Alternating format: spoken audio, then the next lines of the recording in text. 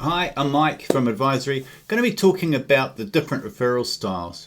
Before I jump into that, just quickly, how did this kind of get started? Well, I was having a conversation with an insurance advisor over the phone, looking to promote our software and our package. And he made the comment, accountants are useless at passing over referrals. And he made a couple of other disparaging comments, and let's just say that there wasn't a fit. We didn't go any further.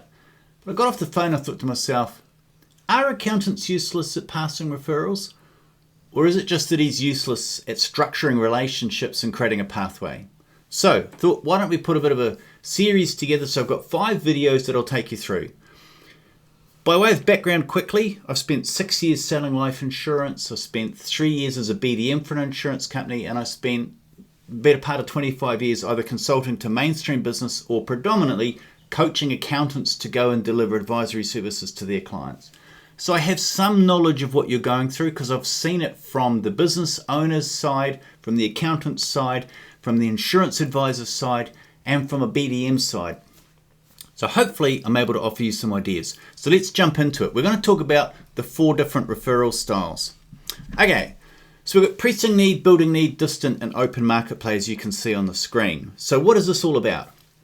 We're really discussing the nature of customer awareness and the hierarchy that you have and or the referrer, okay? So let's take a pressing need. So what we've got is a situation where you've got a business owner that already has a high level of an understanding of why they should have an insurance advisor talk with them. Let's, as an example, say we're using buy-sell or key person type insurance issues. They must have a high awareness of the issue. They need to have some decision criteria, but not all. And they must have a degree of desire to fix it. So i.e. we're talking about a business owner going along to their accountant in this case and saying, I've got a problem with X, who do you know who could help me with that? That's very rare. It's very rare that you'll find a business owner that has the understanding, the desire to fix it, and that the accountant has the hierarchical position with the business owner such that the business owner would think they're a logical person to ask. So if you flip it around, you get on well perhaps with your own accountant. Let's say you were looking to refinance. Would you ask your accountant who they know in finance? Or would you Google? Would you go somewhere else? Like, what kind of assistance do you ask from your accountant? So the pressing need, the reason accountants don't hand a lot of them over is they don't get asked very often, because the business owners don't understand it. So there's a massive educational gap. So that's what drives the awareness or the need, if you like. And then it comes down to what is the actual referral style? How does it physically get passed across? So in this case, let's say the business owner says, who do you know? And the accountant might say, look, here's the name of someone. Give them a phone call. Maybe that you might tee up a joint meeting. But in this case, it requires that you have already had some understanding with the accountant, that they know, like, trust you, want to work with you, and feel comfortable. For many accountants, frankly, it just isn't worth the risk. So unless you can make it really clear how you add value, we're going to talk about that in the other videos, they won't take the risk. So that's the pressing need. Then there's a building need. And the building need is, let's say you've spent some time with the accountant and you've educated them on the issues and they agree with you that it's really important. Now they're seeing clients where a buy-sell or a key person would be a really good process to go through, but the clients are completely unaware. So now one party's aware, the other's completely unaware. So in this case, now the accountant has got to go and put forth information to say to the business owner, this is something you should consider. Now, this is something that you then, when it comes to then how do they pass the lead over, because there's naturally a degree of hesitation, lack of understanding from the client, what they don't want to get into is an immediate pitch. What they don't want to get into is a solution. They really haven't owned the issue yet. And that's why I'd suggest that the natural introduction is not to immediately set up a discovery meeting or an immediate, selling position, but rather more a chance to position you in their eyes that they go, okay, so I'm now hierarchical. Hierarchy with the accountant says you should talk with this person, you should deal with this issue, go and have a chat. So the decisions they're making is, do they know, like, trust you? Do they then agree with the concept? And then they'll get around to, right, well, now let's see how it relates to me. Let's go in more detail.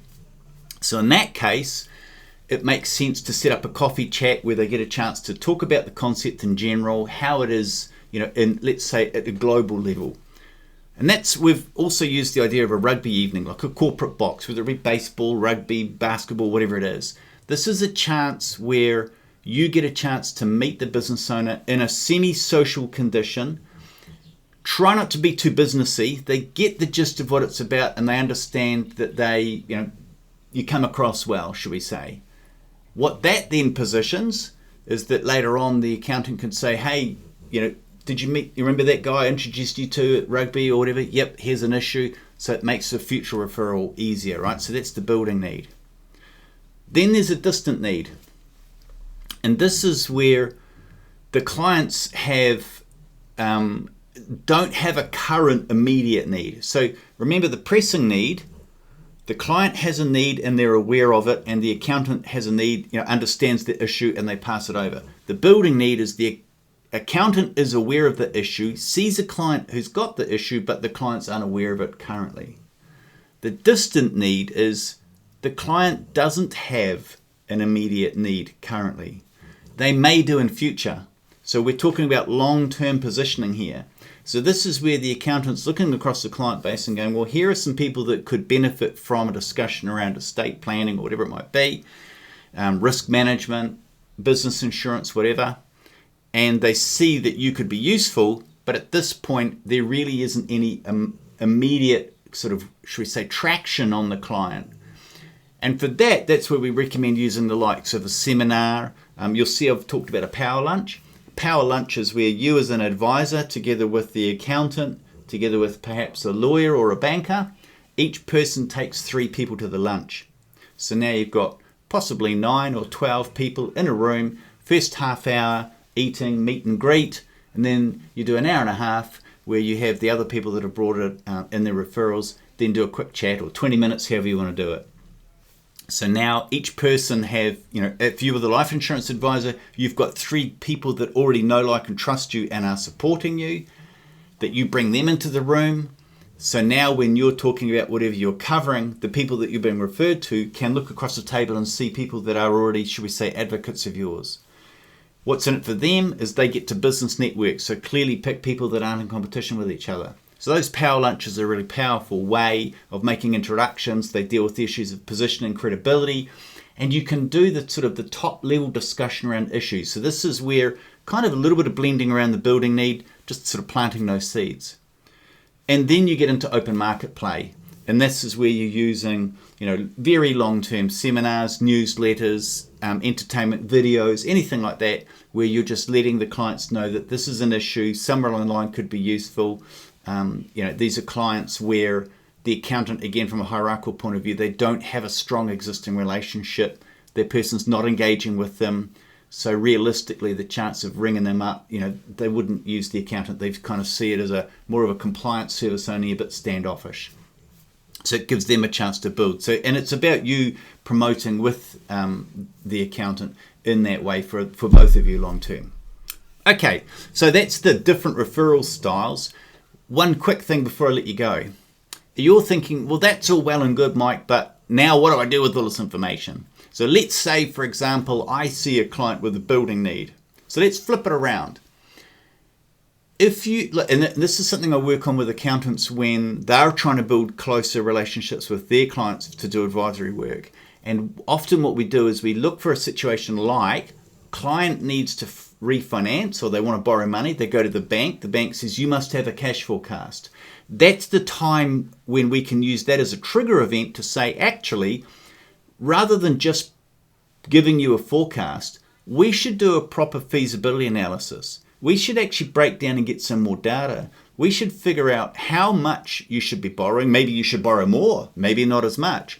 We should do the feasibility around. We should package all of that now so that when you go to the bank, you've got a better chance of getting in first time. Because if you go to the bank and your information's a little bit off, If credit division decline you, you then come in the second time, they're thinking, well, why didn't you give us this to start with? So actually, if you could be a little bit borderline, better we do it now.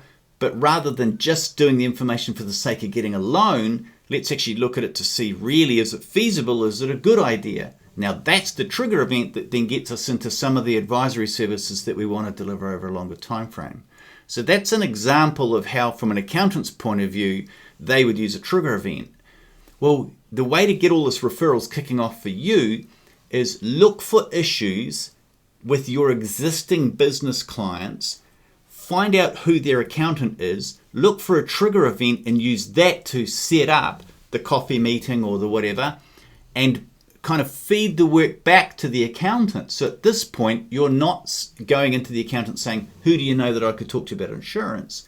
You're saying, hey, we have a mutual client. This person's got this issue coming up, or they want to do this and that.